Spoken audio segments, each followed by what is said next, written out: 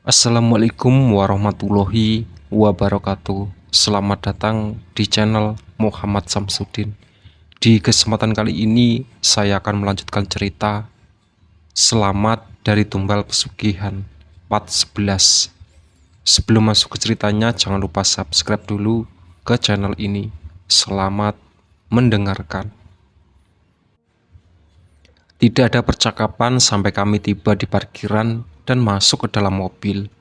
Dari raut wajahnya tampak sekali ayah lelah setelah pulang dari rumah Mbok Wati. "Ayah, gimana kemarin?" tanyaku memecah keheningan. "Gimana apanya?" balas ayah sambil menyalakan mobil. "Mbok Wati meninggal kenapa?"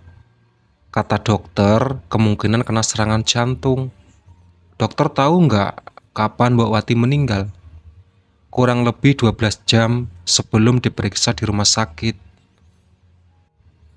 12 jam. Sebuah fakta mengejutkan bagiku. Aku kembali mengingat-ingatkan kejadian semalam sebelum Mbok Wati ditemukan meninggal dunia. Di saat itu, aku yakin sekali menjelang tengah malam, sekitar pukul 11, sedangkan jenazah Mbok Wati dibawa ke rumah sakit sekitar pukul 9 pagi. Berarti jika perkiraan dokter benar, maka Mbok Wati sudah meninggal sebelum datang ke kamarku. Lalu, siapa yang mengetuk pintu kamarku? Apa si wanita ular itu? Namun seingatku, suaranya seperti laki-laki. Berkat informasi itu, kecurigaanku terhadap Lastri alias si wanita rambut panjang agak berkurang. Sepertinya dia memiliki maksud baik agar aku tidak menjadi korban berikutnya. Dia juga sepertinya tahu kalau kamarku merupakan tempat paling aman. Jika sudah begini, rasa ingin sekali bertemu dengannya agar misteri ini segera terkeluar. "Kenapa ngelamun?" tanya ayah membuyarkan lamunanku. Enggak ya. Tadi kata kamu Bunda sudah sadar." "Iya, tadi Kilas sempat ngobrol sama Bunda." "Ngobrolin apa?" "Bunda nanya Stephen, Kelvin, dan Mbok Wati. Aku belum mau menceritakan semuanya." "Terus, kamu jawab apa?" "Kila jawab ada di rumah. Habis itu ayah datang dan Bunda udah gak sadar lagi. Ya, kalau Bunda bangun, jangan sampai dia tahu semua kejadian ini di rumah." "Iya ya, semoga aja Bunda cepat sadar lagi. Apalagi bentar lagi kamu mau balik ke Jerman kan?" "Iya, 6 hari lagi." Mobil melaju memasuki perkotaan. Tiba-tiba ayah menghentikan mobil tepat di sebuah restoran. "Kamu belum makan siang kan?" tanya ayah. Aku menggelengkan kepala. "Kita makan siang dulu, baru pulang ke rumah." "Oke." Ayah memarkirkan mobil di depan restoran, lalu kami pun turun dan masuk ke dalam. "Ayah, apa ayah tahu tentang ilmu hitam?" tanyaku saat menunggu makanan datang. "Kenapa kamu tanya begitu?" Kila penasaran, apakah kejadian akhir-akhir ini ada hubungannya dengan ilmu hitam. "Jangan ngaco ah." "Tapi Mbok Wati pernah bilang begitu." "Kapan? Kok kamu baru cerita?" "Pas terakhir kali Kila ngobrol sama Mbok Wati." "Udah, ayah bilang jangan ngobrol sama Mbok Wati. Dia itu hampir buat kamu meninggal." "Kila tahu kok, katanya itu sengaja." "Dan kamu percaya begitu aja?" tanya ayah kesal. "Mbok Wati udah tinggal di rumah kita puluhan tahun, dari Kila kecil sampai sekarang. Jadi Kila percaya omongannya. Makanan pun datang. Udah, nanti aja kita obrolin lagi di rumah. Sekarang makan dulu." Kutatap wajah ayah yang masih terlihat cemberut. Entah apa yang membuatnya kesal. Selesai makan, kami langsung pulang. Pekerjaan menunggu. Rumah terasa canggung. Sejak tadi ayah tidak berbicara sepatah kata pun. Sesampainya di rumah, Pak Ahmad langsung membukakan pagar. Kami pun turun bersamaan, lalu ayah meminta Pak Ahmad untuk memasukkan mobil ke garasi. "Ayah," panggilku saat kami baru saja masuk rumah. "Apa sayang?" balasnya. "Ayah marah sama Kila?" tanyaku. "Enggak sayang, ayah cuma capek aja mau istirahat," balasnya sambil memegang kepalaku. "Ya udah, ayah istirahat dulu." Aku sangat paham, dari kemarin ayah yang paling sibuk mengurus jenazah Mbok Wati. Ayah berjalan ke kamarnya, begitu pula aku yang kembali ke kamar. Menjelang malam aku masih tidur-tiduran di tempat tidur. Keluar kamar pun paling hanya ingin mengambil air. Ayah masih belum bangun dari tidurnya. Beberapa kali lihat Pak Ahmad masih ada di sekitar rumah. Tumben sekali dia belum pulang ke rumah. Pintu kamar terbuka. Dengan wajah kusut dan setengah mengantuk, ayah masuk ke dalam kamar. "Sayang, mau makan apa?" tanyaku. "Bebas ya," balasku tersenyum karena melihat beberapa kali menguap. "Ya udah, nanti ayah suruh Ahmad beli makanan dekat-dekat sini." Ayah berjalan keluar kamar. "Ayah," panggilku membuatnya menghentikan langkah. "Apa sayang?" balasnya menengok kepadaku. "Sini deh." Aku memintanya duduk di dekatku. "Ada apa sayang?" Ayah masih berdiri di dekat pintu. "Sini dulu, Gilang mau ngomong sesuatu. Mungkin sekarang saatnya menceritakan semuanya." Ayah berjalan mendekat, lalu duduk di sampingku. "Ayah, ingat cerita Kela di restoran tadi siang?" tanyaku. "Masalah ilmu hitam." "Iya."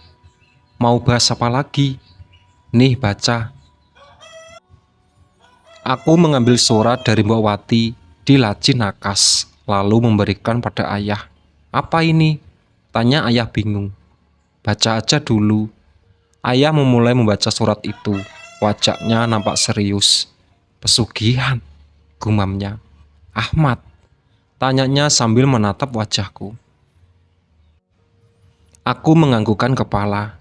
Ayah nggak percaya kalau Ahmad bisa ngelakuin itu. Mbok Wati diminta bunda buat cari tahu masalah ini dan Pak Ahmad yang paling dia curigai. "Jadi mau kamu gimana? Apa ayah perlu tanya langsung ke dia? Soalnya ini tuduhan serius loh sayang, bukan main-main." "Kila nggak tenang selama Pak Ahmad ada di rumah ini. Ayah nggak mungkin memecatnya tanpa alasan kuat sayang." "Terserah ayah deh. Yang penting Kila udah ngasih tahu ini," balasnya cemberut. Ayah mengenyitkan dahi, sedang berpikir solusi terbaik tentang masalah ini. "Jadi keputusan ayah gimana?" tanyaku. Ayah paling minta dia untuk gak kerja dulu seminggu, sambil nanti cari tahu kebenarannya. Soalnya ayah harus konsultasi juga ke orang yang ngerti masalah beginian. Jelas ayah. "Oke ya." Ayah keluar kamar. Tak lama kemudian terdengar suara sepeda motor meninggalkan rumah.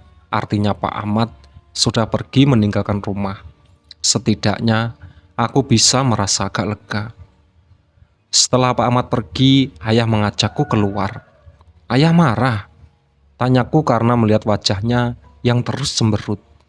"Enggak sayang, ayah cuma bingung kalau bener Pak Ahmad pelakunya, untuk apa dia ngelakuin ini? Gila juga nggak tahu ya." Ayah mengajakku ke warung pecel lele langganan keluarga. Selesai makan, kami pun langsung pulang. Di rumah ada ayah memintaku menemani menonton televisi. Sudah lama sekali aku tidak menonton televisi bersamanya. Namun kali ini rasanya hambar sekali. Tidak ada gelak tawa Stephen dan Kelvin. Tidak ada bunda yang selalu duduk di sampingku. Tidak ada Mbok Wati yang setia, siap sedia mengantarkan kami cemilan dan minuman. Yang tersisa hanya aku dan ayah duduk di depan televisi tanpa sedikit pun berbicara. Bosan, aku pun kembali ke kamar. Sementara itu, ayah masih betah duduk di ruang tengah sambil menonton acara televisi favoritnya. Di kamar, aku langsung merebahkan tubuh. Rasa kantuk mulai menyerang. Tak lama pun, aku tertidur. Tok tok tok. Samar-samar terdengar bunyi dari arah jendela, seperti ada seorang yang melemparkan kerikil. Dengan mata setengah terbuka, ku tatap jendela. Ternyata aku lupa menutup gordennya. Aku bangkit, berjalan perlahan ke arah jendela. Dek! Tiba-tiba si wanita berkebaya hitam muncul di balik jendela. Dia menatapku tajam dengan bibir tersenyum, lalu mulai menggoyangkan tubuhnya ke kiri dan ke kanan, menari. Aku tak bisa menggerakkan tubuhku, seperti dipaksa untuk menontonnya menari. Ingin sekali berteriak memanggil ayah, tapi tidak bisa. Lirikan matanya yang tajam dan melotot membuat irama jantungku semakin cepat. Dia tertawa melengking, cukup untuk membuat bulu kuduku meremang. Tak lama dia pun menghilang. Saat tubuhku bisa digerakkan, aku langsung berlari menuju kamar ayah. Lagi-lagi langkahku terhenti. Si wanita berkebaya hitam itu sudah ada di hadapanku, menggunakan wujud setengah ular dan melayang tepat di depan kamar ayah. Dia tersenyum lebar, kemudian masuk ke dalam kamar ayah. "Ayah!" teriakku panik. Itulah sahabat cerita dari Selamat dari Tumbal Pesugihan. Ditunggu part selanjutnya. Semoga kisah ini bisa kita ambil hikmah dan bisa kita ambil pelajaran di dalamnya. Mohon maaf apabila ada salah-salah kata. Wassalamualaikum warahmatullahi wabarakatuh.